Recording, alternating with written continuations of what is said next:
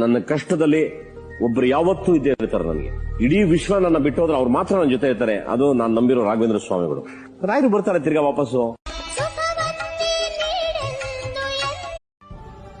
ಅವಮಾನಿಸಿದವರ ನಡುವೆಯೇ ನೀನು ಎದ್ದು ನಿಲ್ಲಬೇಕು. ತಿರಸ್ಕರಿಸಿದವರ ಮುಂದೆಯೇ ನೀನು ಪುರಸ್ಕರಿಸಲ್ಪಡಬೇಕು.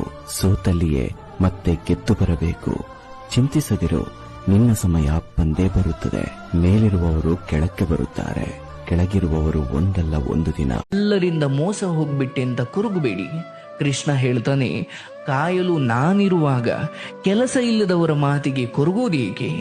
ಯಾರನ್ನೂ ನಂಬಿ ಇಲ್ಲಿಗೂ ನೀನು ಬಂದಿಲ್ಲ ಅಂದ ಮೇಲೆ ಎಲ್ಲರೂ ನಮ್ಮೊಂದಿಗೆ ಇರ್ತಾರೆ ಅನ್ನುವ ಮೋಹ ಯಾಕೆ?